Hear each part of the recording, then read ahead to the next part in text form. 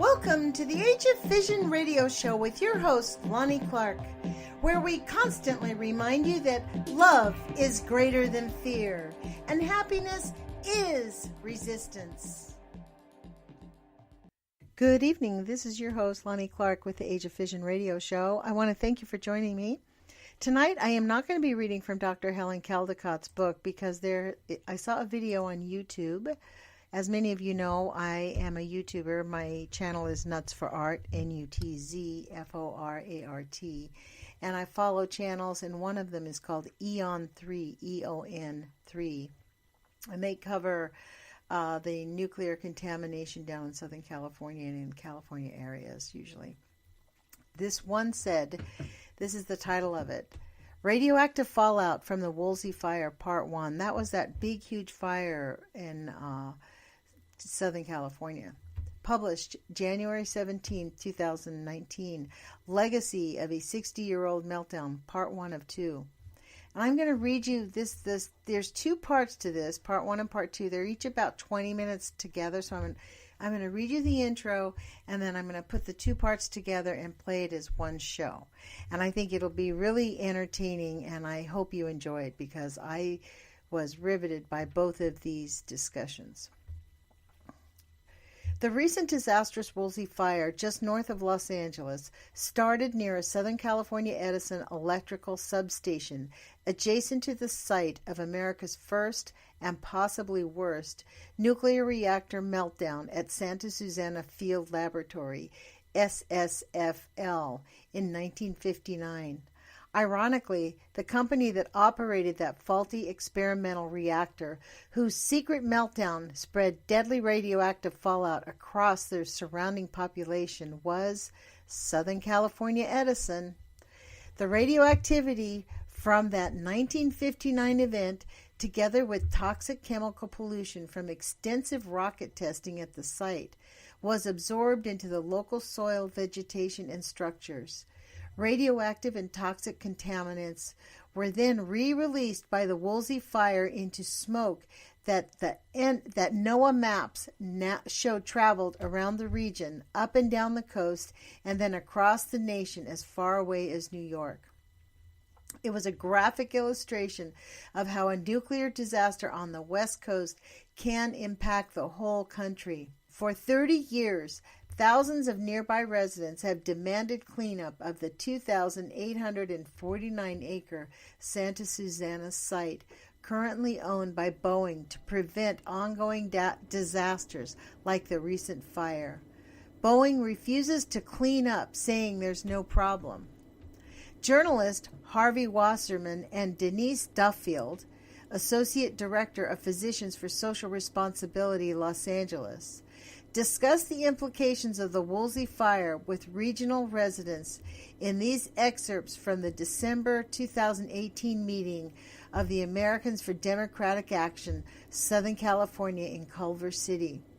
Fairwinds Energy Education is collecting dust and air filter samples from local citizens to be analyzed for radioactive contamination.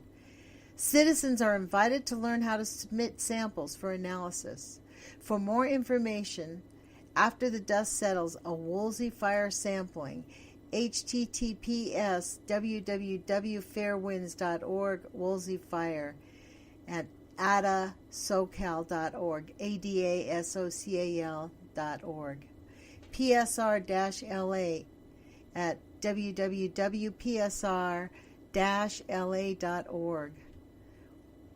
solartopia.org, solartopia.org. Denise Duffield, PSR-LA, Associate Director, D. Duffield at PSR-LA.org. And you spell her name, this is her email address, DDUFFIELD at PSR-LA.org. Legacy of a Meltdown by James Heddle and Mary Beth Brangan from Eon.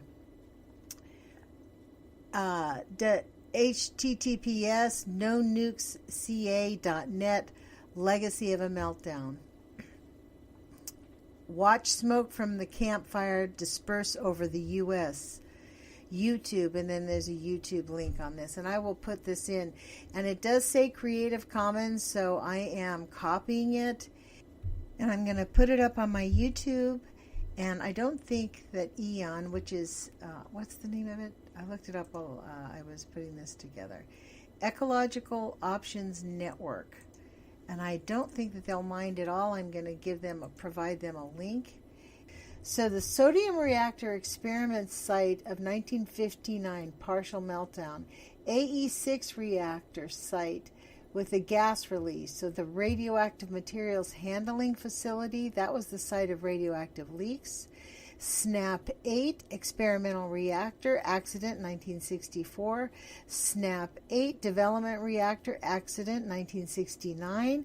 Advanced ephemeral thorium reactor epithermal. Advanced epithermal thorium reactor. The sodium burn pit, site of illegal open-air burning of radioactive waste. Hot laboratory, site of several radioactive fires. The plutonium building, like right next to the hot laboratory.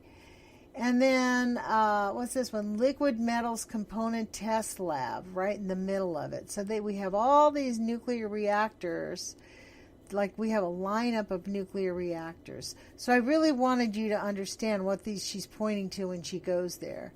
And then she's also talking about the buffer zone. You can see, you'll have to get a good map, but right where the Santa Susana Field Laboratory is, it's right next to a highly populated, just like St. Louis.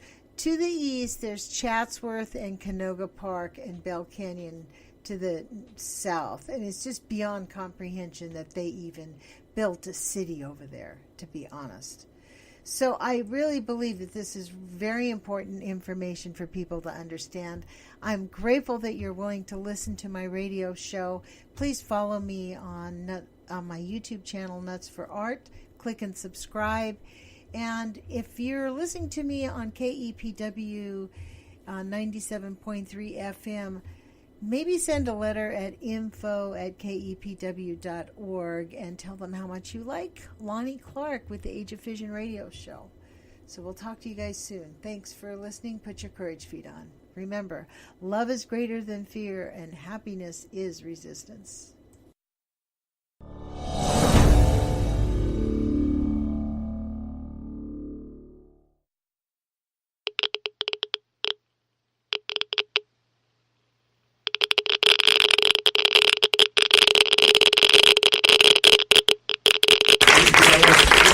Hi, everybody. The Woolsey fire that swept through, tragically, this area did, at least a part of it, apparently started at Santa Susana. Wow. And I want to tell you that we've had two huge fires, or series of fires, in Northern California, which Jim and Mary Beth are familiar with from there.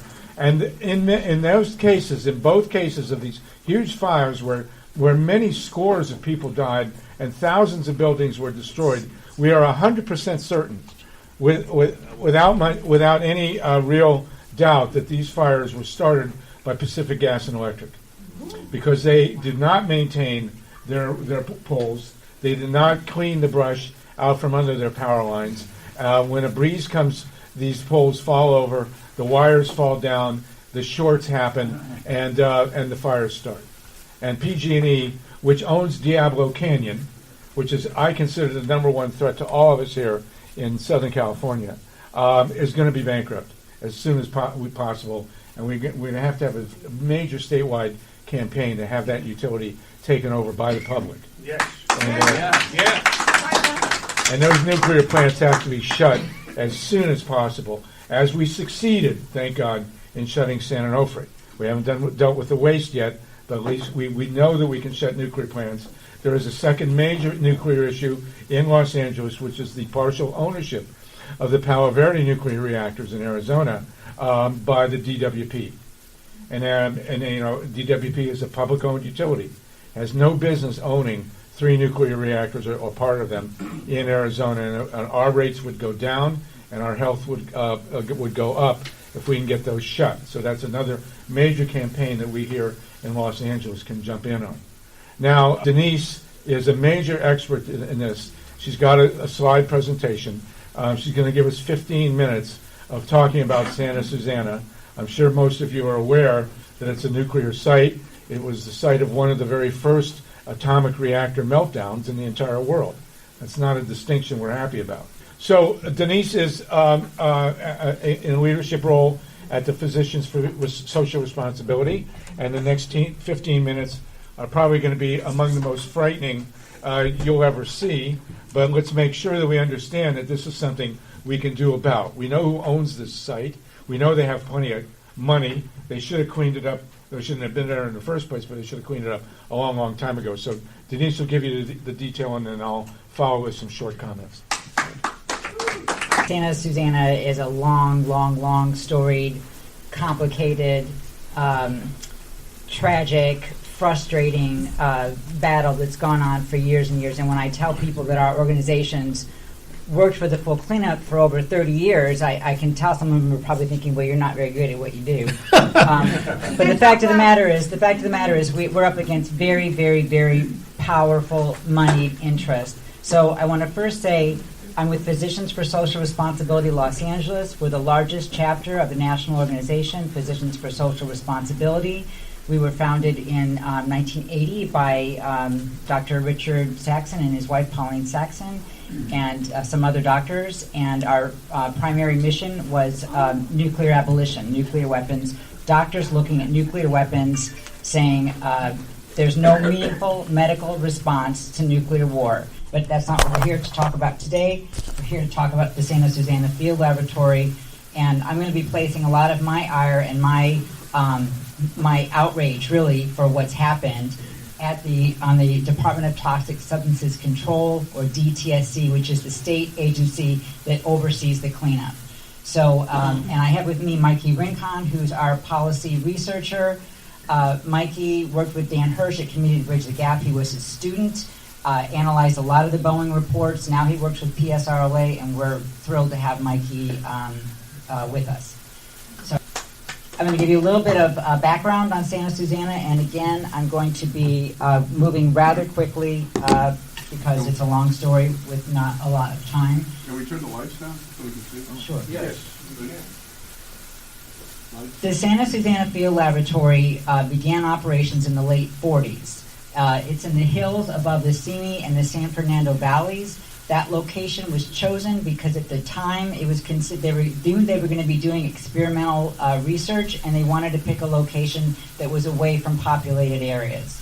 Now, over 500,000 people live within 10 miles of the site. So there's where the site is proper, and you can see the cities that are adjacent to it. Next slide. A lot of people know about the 1959 partial nuclear meltdown that always gets the headlines. But it is not the sole reason why there's nuclear contamination on the site. At one point, there were 10 nuclear reactors on the site. Several others had accidents. There was a hot laboratory where they would reprocess spent fuel that was shipped around from around the country. There was a plutonium and uranium carbide fabrication facilities on site. There was open-air burning of radioactive waste. It's off of the map here. It's literally off the map. So you can see here that in this area 4, the nuclear area of the site, there was a lot of different nuclear activities that went on. Spills, releases, and accidents led to some of the considerable contamination that we have now in the soil and the groundwater and in the vegetation and surface water runoff. Next slide. In addition, over 30,000 rocket engine tests took place at the site, and that is what has resulted in so much of the chemical contamination. I will say this again later on. One of my greatest concerns about the fire is less the radiation, frankly, than the chemicals, because of how much of the chemically contaminated parts of the site burned. So we're talking about trichloroethylene, perchlorate, dioxins, lead, mercury, some exotic compounds. Monomethylhydrazine is a big driver of sunburst, so that's what's contributed to some of this chemical contamination. And I just mentioned some of the chemicals of concern that we have on the site for radionuclides. We're talking about strontium-90, cesium-137, plutonium-239, tritium. Chemicals, I just went through some of those lists, and again, these activities went on for decades. So the site is heavily contaminated throughout the entire 2,800 acre property. Just to give you a sense of who owns the site, who's responsible for cleaning it up, the Department of Energy is in Area 4 there. That's where most of the nuclear contamination, most of the nuclear activities occurred. In addition, you'll see where it says buffer zone. Brandeis Bardeen, which is a Jewish camp and children's camp that's located just over that hill, sued Boeing for contamination, and as a result, Boeing bought some of that property there and calls it a buffer zone. NASA owns 2 small parts of the site. Department of Energy leases from Boeing. So I should say the only owners are Boeing and NASA to a small degree. Department of Energy leases from Boeing. Boeing owns by far the largest portion of the site, most of the site. Contamination's already migrated off-site. So we've had findings in Brandeis Bardeen area, in Runkle Canyon, where there's a development now that we fought very hard and lost the fight, and so there's homes there now. In what's Amundsen Ranch area, Bell Canyons and Dayton Canyon have all had contamination findings. Runkle Canyon in particular is concerning because there was strontium-90 found there, and when they did the grading for the development, a lot of residents were calling us very concerned about dust on their solar panels, and we know that we have a new pediatric cancer cluster in the area, and I could never prove this, but I'm very much worried that the Runkle development had something to do with that. Just some maps from a 2007 study that shows some of the off-site contamination. This is soil contamination, and you can see some of the nasty elements we have there. Off-site wells or springs contamination. Here you'll see some of the chemical contamination, vinyl chloride, very nasty, benzene, also very, very toxic. In terms of health studies, we have studies of both the workers. UCLA did a study of the workers' exposure to both radiation and to chemicals and found increased deaths for the workers who were exposed. We had another study of off-site populations by Dr. Hal Morgenstern, who was at University of Michigan at the time. He used to be with UCLA. They found a 60% increase in certain kinds of cancers the closer one lived to the site. And we also had a study by a team led by Dr. Yoram Cohen at UCLA, which studied the potential for off-site migration, and it found that indeed contamination migrates off of the Santa Susana site at levels that are over EPA levels of concern. We now have a pediatric cancer cluster that's emerging near the site. It's self-reported data. One of our fearless community leaders, Melissa Bumstead, was in Children's Hospital and started to meet other people with rare cancers that live very near her. One woman said, "I know you from the park," and she said, "That's not possible. Childhood cancer is very rare. You can't live near me." And it turned out they did. And so she's mapped 50 cancers that are rare childhood cancers that are near the site. That's her daughter Grace and her son Luke. That was Grace before she had her second experience with leukemia. And she started a Change.org petition that now has over 500,000 signatures. If you haven't signed it yet, please do. It's easy, change.org/Santa Susana. This is the second time we've had a pediatric cancer cluster, the second time we've had people meet at Children's Hospital. In 2006, there was a group of mothers whose children all had retinoblastoma, which is a rare eye cancer. There's less than 300 diagnosed in the United States a year. 11 were around Santa Susana. And they ended up suing Boeing and settled out of court and are not able to talk about it anymore. So very chilling for us in recent years to hear the same story happening again. Next What's slide. the site again? Change.org/Santa Susana. I'm going here now. Yep. In addition, in terms of more recent findings, some of those other studies I showed were a few years back. This is from 2015, and I want to call out Mikey Rincon again for being part of the team that worked with Dan Hirsch to discover some incredibly high risks in Boeing's own reports, risk assessment reports. In some parts of the site, the estimated lifetime cancer risk is 96 out of 100 people would get cancer if they lived on the site. After Boeing's cleanup, they say it would go down to 5 in 10. The EPA goal is 1 in a million. So that's how contaminated it is in certain parts of the site. And those are Boeing's numbers. This is just a comparison when we get to cleanup standards, just to show you the difference between what the EPA would recommend with what Boeing is trying to accomplish. They wanted to at first do a suburban residential that they manipulated to not really be that. You can see the difference. The blue is what the blue is Boeing and the purple is EPA. So you can see how much more contamination will be left on site. Next slide. And this shows what they're going for now here, which is of all the radiation that's been detected, how much would get cleaned up. Now they're going for a recreational, which is almost no cleanup at all. Cleanup agreements in 2010, the Department of Energy and NASA said they would clean up their site to background levels of radiation. $40 million was spent on a background survey to find out what those levels were, what would be normally expected in the area, and the idea was to clean up above that. The agreement said they'd finish by 2017. Boeing wouldn't sign and has been continually pushing for this very, very, very, very weak cleanup. The DTSC has reversed course as well. It's allowed DOE and NASA to break a lot of key parts of their cleanup agreements. Clearly, the site's not cleaned up. It hasn't even started. There was supposed to be a $15,000 a day fine. None of that's happened. And the big problem we have, which our call to action at the end, is about DTSC's draft DIR for the cleanup, which includes proposals that would leave up to 90% of the contamination on site. We'll come back to that. Next slide. So on November 8th, I got a text from my friend Rick Wayman at the Nuclear Age Peace Foundation saying, I heard about the fire at Rocketdyne. I'm so sorry. Let me know what I can do to help. I said, what? And turned on the TV and took photos. And so those top two photos are photos that I just took of the television.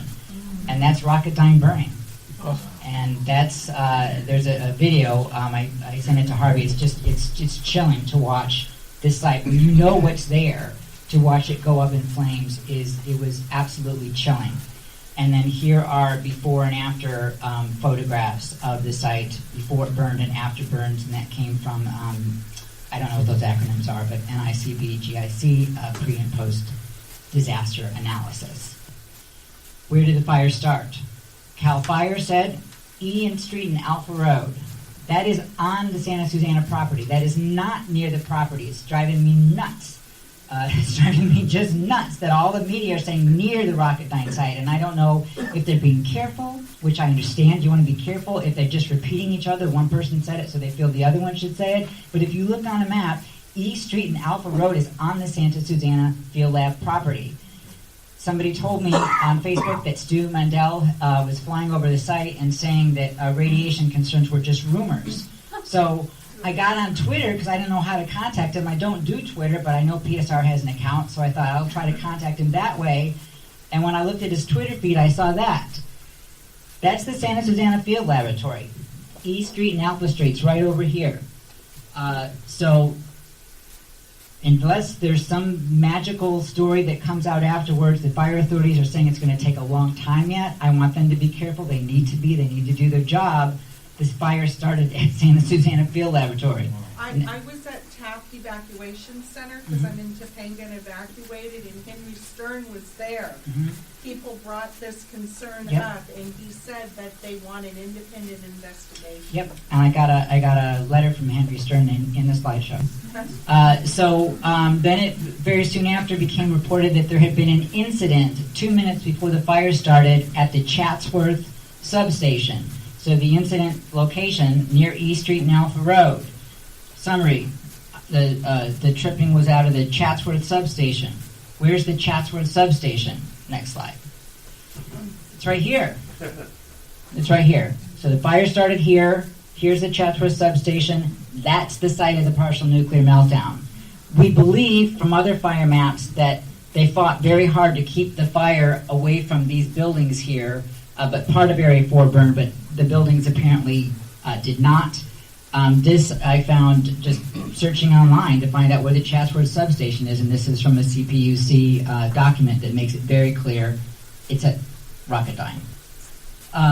Official reports, you probably all have heard, it's fine. Everything's fine. There's nothing to worry about. NASA admits that they had significant damage. Boeing says over half of its property burned. DOE said at first none of our structures burned. Then they had to walk it back a little bit and say, oh, some developed areas burned. But again, you'll see that my biggest ire is with DTSC. 10 hours after the release, they said they didn't believe there was any risk. If they could say that, then why couldn't they give us their data at that time? They released 2 subsequent statements where they just threw in some more agency names and said the same thing. We know, versus the emails that community members have gotten and that elected officials have gotten, they didn't even have the samples back from the lab when they made those assurances. They tested on site. Why would you do that? People don't live on site. You should be testing where people live. We know what's on site. And if you really found nothing on site, then what are you telling us? That all this contamination burned off and is now somewhere else? The greatest period of risk was during the fires. That's when the material was being made aloft. Now we do have ash and soil and contamination concerns, but that is the critical period, and that's when they could have at least said, please take precautions, because we don't know yet, but they didn't. They have now said they're going to be preparing a report, and we know this from other reporters that we're talking to, but it appears that that report still isn't going to include the measurements, the equipment that they use, the detection limits of the equipment, the kind of things that we really need. So my guess is they're taking a little while longer to massage it because they can't say they were wrong, right? They can't. And they're also responsible for the contamination still being there. The Department of Public Health said it found no discernible radiation. That's not possible. And not even on another planet would it be possible. We have radiation from the cosmos. We have fallout still from above ground nuclear weapons testing, natural elements. That does not inspire confidence. But then the biggest irony was hearing Governor Brown say at a press conference that he was skeptical of the assurances denying risk. It's a big irony because, and this is another, the backstory on the cleanup is, it was Brown's administration that killed the cleanup. So a lot of us just, our jaws dropped when we heard him saying, oh, this is a wake-up call. Killed it, huh? Yep. No, Next. He asked how it was killed. How it was killed? Yeah. Lobbyists. What he did was he replaced we had a really good project director at DTSC, and that project director helped us get the cleanup agreements. And Boeing didn't like it. If NASA and DOE were going to clean up the background, that wasn't going to make their cleanup look really, really bad. So they pulled strings, and that project manager was replaced. We know this has happened before in Santa Susana history from DTSC insiders who've told us. Not everybody who works there is bad. Some people really want to do a good job, and we get information from them. But by placing new people in those critical positions at DTSC, the cleanup very quickly began to unravel. Here's the letter that Henry Stern and Jesse Gabriel did send, saying that they wanted the detailed information, the summary of the monitoring equipment. I don't really want a summary. I want to know everything. But still, it's good that they did this. And to my knowledge, they have not gotten a response yet. What are we doing about it? Well, as I said, we are very concerned. I'm very, very concerned a lot about. I won't be able to tell you people what they were exposed to during the fires. There's ear monitors there. I don't trust the agencies to tell us the truth. In terms of what's in ash and what might have migrated further in the vegetation, the soil that burned, to test for chemicals is very expensive, and you have to tell them what you want to test for. The list of chemicals at Santa Susana is long. In terms of radiation, however, we have some knights in silver armor, which have stepped in, which is Arnie and Maggie Gunderson of Fairwinds Energy Education. Those of you in the room who follow nuclear issues know Fairwinds really came into the fore on the Fukushima meltdown. They've been doing sampling there, looking for hot particles. These are things that the agencies aren't going to be looking for in dust and from air filters in people's homes, from vacuum cleaner bags, even from ash.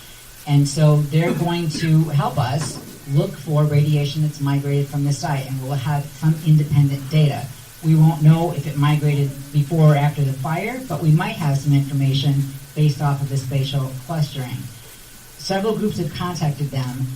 Our organization is working with Parrish-Fuku to have a small sampling team. The protocol that Fairwinds released intimidated some people. You have to be careful. We want to be as rigorous as we can with chain of custody, with weighing in mass, with getting just the right amount. And so we're now going to be offering a service of sending trained sampling teams to people's homes, which is, again, not where the agencies are going to be. And Mikey's part of those sampling teams. We hope to have a press release out tomorrow or the next day with a link just being posted on Facebook. We have 150 people that have signed up. So it takes a long time. It'll be 4 to 5 months. But we should get, and they're going for a peer-reviewed study to look for hot particles, radioactive particles that have migrated off of the Santa Susana site. And I, for one, am thrilled that we'll have that information and that they're going to partner with us on this. What's the Facebook page? Parents versus SSFL. And PSR, if you're on our list, or I can send it to Jan when we have our press release with the where you should go to sign up and all of that. I'll make sure everybody here gets that. The call to action that we have right now is really about Gavin Newsom. We want we protested in front of his, actually there we are, in front of his campaign headquarters to deliver some of these petitions. We met with his chief of staff. We met with his chief of staff again in Sacramento. It's not going to be his chief of staff now that he's governor. But what we're asking them to do is to delay that EIR. If that EIR is finalized this year, it really bakes in, it codifies some very poor choices for the cleanup. And yes, you can have a supplemental EIR, but we would rather not. We would rather this one get fixed so that we actually have some cleanup options that are meaningful. But you are working, Gavin is working with you in terms of Wayne Williams, in terms of working with the community.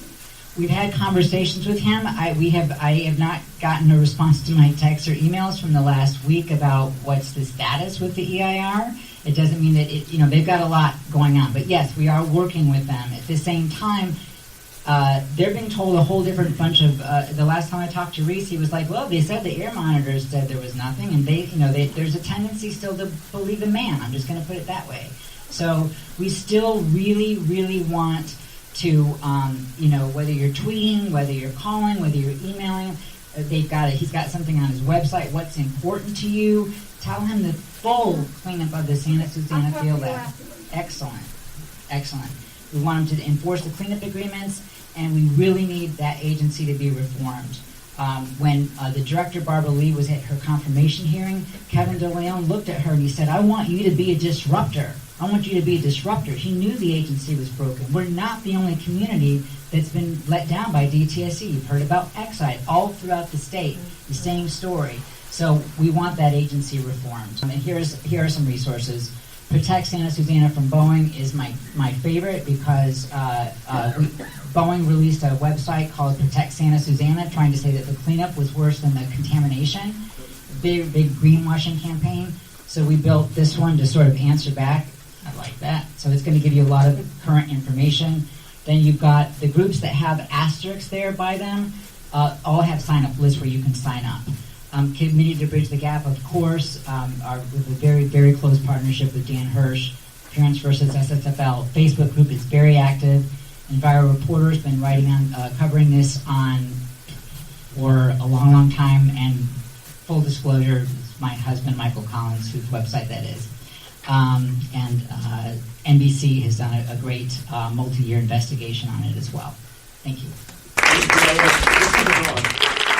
I don't think I need to say to anybody how important this is. That Santa Susana is like a Damocles sword holding over the whole LA County here. The idea, this is basically a Chernobyl in our backyard. You had a number of meltdowns at Santa Susana, which means that there's plutonium and other radionuclides that had to be picked up by this fire and will be by the next one. And it's outrageous that Boeing is a multi-billion-dollar corporation, They have more money than God. They could go in there and clean this up in a week. Are they And conducting they won't operations do there it. still? What's that? Are they conducting operations? Do they have personnel on site? Is anything happening there? There's personnel on site, but the operations have ceased. They're really trying to just make it into a park. They don't want to spend the money. I mean, it's the same as anything, you know. It's a corporation. Corporations have no biology, and the corporation is not vulnerable to radioactive contamination, but we are. I guarantee you that radionuclides, and I'm familiar with dioxins because we defeated a trash-burning power plant back when I lived in Ohio. Dioxin is damn near close to plutonium in terms of its toxicity. And God help us, I mean, my heart dropped when I heard there was a camp there for kids. It was Agent Orange in Vietnam. Unbelievable, yes. I've got a question for you and Denise. Denise, and also for the other people in the room. You know, I live in Santa Monica, and for a while we were getting smoke from the fire. And there were 4 days when I had a persistent taste, metallic taste in my mouth. And because of things I know about radiation, I know that it might mean that I was exposed to radiation. And I'm just wondering whether there are other people in the room who experienced a metallic taste in their mouth following exposure to the smoke. Well, Lance is in Malibu. You had it there, yeah. So let me tell you, real quick, Yeah, Lance, yeah. can I just see if people would raise their hands if they also experienced it? So it's just the 2 of us. So this metallic taste, let me just say. So Betty lives in the valley. She lives in the valley. She lives in Where are Aurora. you? This metallic taste has a tangible history. West The- LA and Santa Monica. Right. And you know, if you experience a metallic taste, I will tell you that this metallic taste was experienced at the test in New Mexico, the first atomic bomb on July 16, 1945. It was the first test they did. Of course, they had a tower that went up. But then the guys on the Enola Gay that dropped the atomic bomb on Hiroshima reported the metallic taste, and it was reported at 3 Mile Island by many, many people. So, and at Fukushima, of course. Yes. When there was, in '59, I remember maybe a couple years around that time, I went to a summer camp called Hidden Trails, which is right by the 101, and there was a mountain there called Mount Ladyface. And I was just wondering if that area had been affected from the meltdown also. It took a long time for them to even get the wind data from the meltdown. The gases that were released went over the Simi and San Fernando valleys because of the wind direction change. So it could be that the scales went off the chart. They aren't able to measure what happened during that release. In terms of, again, once I've seen the maps now about what actually burned on the site, I know there's contamination off-site that burned. We know there's radiation in other places besides Area 4, but I don't know that enough radiation would have gone far enough to Santa Monica. I mean, it could be, but it's chemicals that really were the vast amount of the vegetation and soil that burned, but it could. Lance, you were up? Yeah, I just want to say I live in Malibu, and we are dealing with a real crisis situation right now. And in crisis, there's always an opportunity. And the opportunity here is to bring the attention, because people are gathering on a regular basis, hundreds at a time, to deal with how do we get compensated here. You know, we've lost 750 homes, but people are dealing with all sorts of cleanup costs. People who didn't lose their homes, people like me who live in an apartment, have been displaced and have, they say that when the toxic material from smoke gets in your mattress, you can never use your mattress again without sleeping on toxins. That's exactly right. So there is an opportunity here, and Denise, you and I have talked about this, and I hope you come out and explain this to folks, because they're in the process now where they're trying to set up dealing with the insurance people. And they shouldn't deal with the insurance people until they know what all the facts are. Because this is probably going to have long-term impacts on people. Well, let me tell you, Lance, and you know... And let me just say one other thing, because someone, I think Tom mentioned 9/11. Remember the week after 9/11? EPA Administrator Christine Todd Whitman had a press conference and told all the people in Lower Manhattan, as well as the recovery, the responders, Nothing to worry about. you can breathe the air, you can drink the water. 6 months later, she admitted that was wrong. And they got rid of the evidence. At the end of this year, right now, more people will have died because of the after effects of 9/11 than died that day. Right. So what I'm making a plea here for, Denise, is that you come out and talk to our next meeting and bring the evidence that you've got, that there is some real potential that needs to be looked at here, so people don't go settling before they know what all the facts are. Yes, it's going to be very difficult to find them. I mean, when we talk about 9/11, we talk about the building going up. You know, there was all sorts of chemicals. There was asbestos in the buildings at 9/11, in the World Trade Centers. And then the computers burned, the glass burned, the concrete burned. And, you know, to have a site like Santa Susana sitting there like a sitting duck in an area where there are fires is putting all of us no longer just at risk. We have been harmed. Anybody, I mean, I live in the valley. Anybody who breathed the air in the 3 or 4 days, even if it wasn't tangibly smoke, that stuff is there. I mean, there's no excuse for letting any toxic site, and certainly Santa Susana is one of the worst in the world. This is a place where there was an actual meltdown, more than one meltdown, and every toxic chemical known to humankind.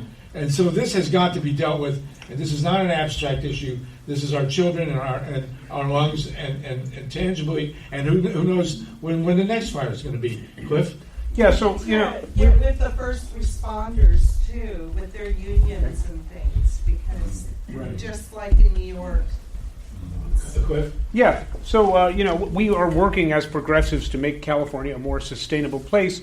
We're trying to eliminate fracking and all the chemicals associated with fracking. We're trying to get rid of these nuclear plants and clean them up. One of the issues that keeps coming up, and we just passed Measure W, which is about trapping water. We have a huge aquifer under the San Fernando Valley. Because of this, it's contaminated. Is there any prospect that it could be cleaned to a point where we could trap that water? Because our survival, our ability to even function as a state as we get drier and drier, is going to depend on our ability to pump water into a clean aquifer under the San Fernando Valley. Is that even ever going to happen? Possibly going to happen? Or are we just going to dry up and blow away as husks? Are you ready for this? Probably not. The Department of Toxic Substances Control has said it will take centuries to clean up the groundwater at Santa Susana. Centuries. And when we had a proposal from the city of Simi Valley who wanted to start using their groundwater for drinking water, like in emergency cases, and of course the residents and everybody went nuts and they shelved it. It was over a third of the wells in Simi Valley are contaminated with perchlorate at high enough levels to cause impact to health, according to perchlorate. It's a solid rocket engine fuel. It impacts the Is there thyroid. any way to sort of partition the aquifer so that it's cut off? That's over my pay grade. But if even DTSC says that groundwater will take centuries to clean up, then yeah. What are the physical effects of perchlorate? It impacts the thyroid for mothers and developing children. It can inhibit their growth functions, and it's. Right now, they think they said that 6 parts per billion or something is what they're reporting at. The public health goal is 1. And you know, we know from the history of as Lance mentioned, once the insurance companies get involved, you know, the price on the cover-up just escalates, and so we have major forces with a seriously vested interest, which we've seen with the nuclear industry. You know, for 50, 60 years now, and all the other major polluters, a serious interest in not telling the story and in assuaging the public and saying, you know, there's nothing to see here, there's no real danger, which we know is false, yes. Governor-elect Newsom has an outreach for people to be asked to be considered for all the commissions, all the bodies, all the employment opportunities within the state of California. It is much more open than it was under Jerry Brown, under former Assembly speakers. I don't have the website, but if you go to his campaign website and click down to where you can find it, it's a minimum of 15 minutes to do this, because you're dealing with your own CV put into boxes. You get to scroll in everything from CalVet, PUC, every agency, every government, labor and hours and wages for industrial labor. They're all listed on there. Anyone who has an expertise, anyone who has a college education, anyone who has a work experience, all progressives should be applying for those jobs, because if you don't fill up those applications with sharp, good people to be considered, the only people you're going to get on there are self-employed and lawyers and lobbyists. Well, not and, necessarily. I said not necessarily. Well, not necessarily, but we need to dilute some of that. And I say that as a county commissioner and as a city commissioner that's been appointed for veterans and for audit. You need to let government know that you're available. This is something for retired people. This is something for people who have the time to commit to being on a commission. But Gavin, the governor-elect, has made it much more open, user-friendly, and reachable. So please look and apply in an area where you have an interest or an expertise. Please, very much. Yes. My son worked on a documentary. I'd like to ask you a question. I live in Agora Hills, and we measured on the map as the crow flies. We're about 7 miles from San Susano. And I was out fighting the fire on my own. We called 911 5 times. There was no help. And we were watering down trees. We're trying to save my house.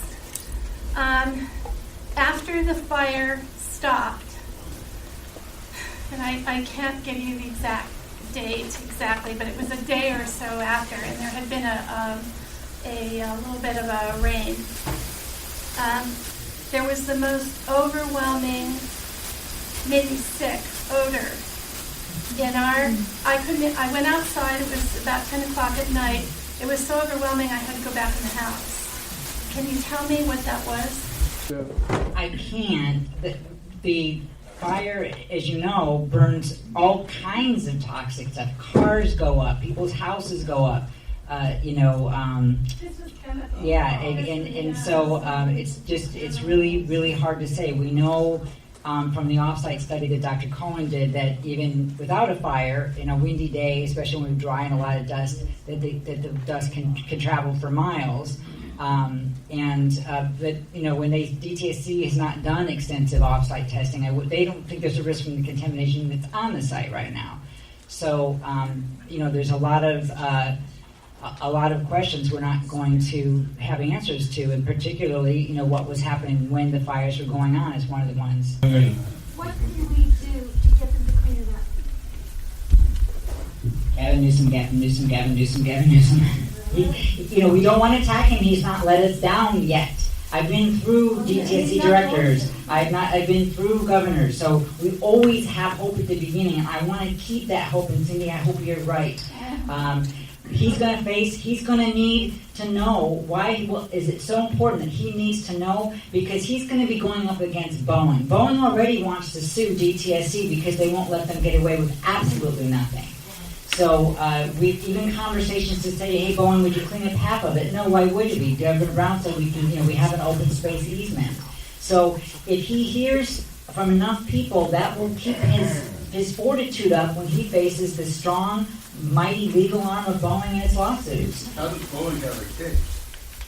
How does Boeing have a case? Boeing has got as many health studies as we have that are independent. They've got 10 more that say that nothing ever hurt anybody. When we say 96 and 100, they put on their website, well, nobody's going to live there. We say, so what? It gets off-site. They say, no, it doesn't.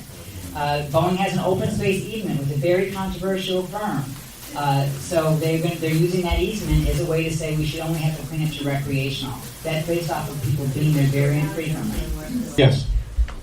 Obviously, there are a lot of people here in the room who live in that area already. I live in the San Fernando Valley, and I'm here as a representative of a coalition of 10 different indivisible groups in the Valley that is in outrage right now about this, and a lot of the people don't really know the facts. That's why I'm here to try to bring some information back to them. We're having a meeting next Tuesday. But my question is, given that, we're talking 10 different indivisible groups, not including all the people who are outraged and don't know what to do with it. We've all been to protests. God knows we've been to protests. And what's to stop us from setting up some meetings, some speaking engagements, getting people to show up and speak up and publicize it? We know we have NBC. I went to kindergarten with Joel Grover, so I have no question. I know other people who could get him to show up too. But, obviously there's deep concern. And it's translating we into need to action. stand up. Okay, thank you so much, ADA. Thank you, Cliff. That's it for Denise Duffield, everybody. And Marguerite,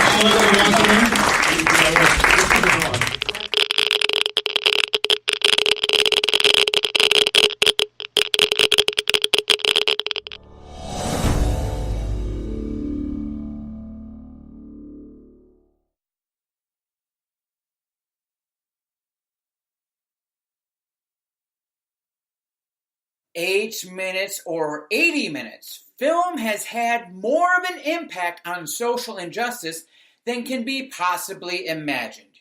YouTube shows us that every day, and today I'll show you how. Hey y'all, it's Dave here from Operation Save the Earth, and this is the Fuku Friday Happy Hour Hangout for January 11th, 2019. When the Fukushima nuclear disaster began in March of 2011, press coverage was extensive at first. Then, after a few weeks, things died down thanks to the U.S. government-sanctioned cover-up under President Obama and Secretary of State Clinton. The official party line became all about the everything's fine narrative because they thought there would be a panic in the streets if they were told exactly how much radiation had been released into the environment. But, as we saw last week, the voices of parents and concerned citizens regarding this crisis cannot be stopped, no matter how stringent the laws against speaking out have gotten. In fact, finding creative ways to reframe a narrative that the state is imposing on its people has been the domain of artists for centuries, and that's exactly what happened post-Fukushima as well. In September of 2011, the first short feature film about life in Japan after the nuclear crisis appeared on the web. Blind is written and directed by Yukihiro Shoda, and at a brisk 5 minutes, it tells the story of a Tokyo parent on his way to work in a now too radioactive environment where everyone has to wear protective masks just to breathe. If you want to know why I ask every week, how radioactive do you want your world to be, look no further than this film as it quickly details what fearing for the future looks like for ordinary citizens in Japan. Then in March 2012, 3 girls from Soma High School just north of Fukushima Daiichi produced a play that was filmed chronicling their experience dealing with life after the devastating earthquake, tsunami, and radioactive nightmare that upended their lives and those they grew up with. Unheard Voices is a powerful one-act that at just 39 minutes tells everything anyone would ever need to know about growing up in this new post-Fukushima world and how depression is one of the biggest byproducts of nuclear fallout ever created. In 2013, just before the state secrecy law went into effect in Japan, I was happy to take part in getting Christopher Nolan's 311 Surviving Japan produced.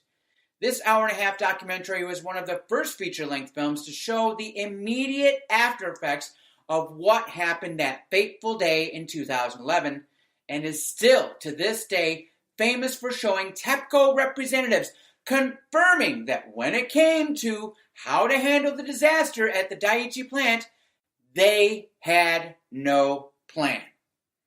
There have been many videos, docs, and movies made about Fukushima ever since then, and coming soon, a feature production about how the Fukushima 50 handled the early days of the crisis, starring 2 of the biggest names in Japanese cinema, Ken Watanabe and Koichi Sato.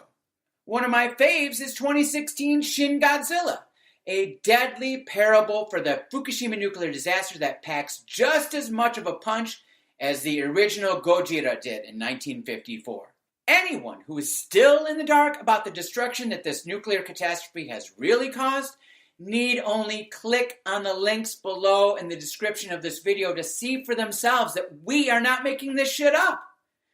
We are making art to show what the truth is like all artists have done before us. So if you can't handle the truth, believe me, that is your problem.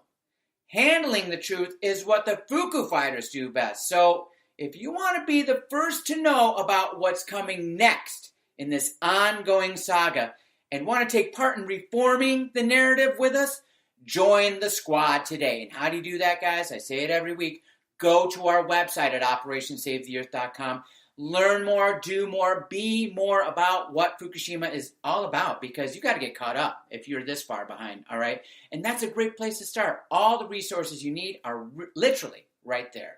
Now, once you're ready for more, you can sign up for our free weekly newsletter. All you have to do is send me an email at info@OperationSaveTheEarth.com saying, Dave, I want to be put on that super cool mailing list. And guess what? I'll put you right on there, and you'll get that newsletter every Monday morning in your inbox. And then don't forget, you can also follow us on Twitter. That's at OSTE 8 minutes, all spelled out, for the latest Fukushima news of the week, guaranteed.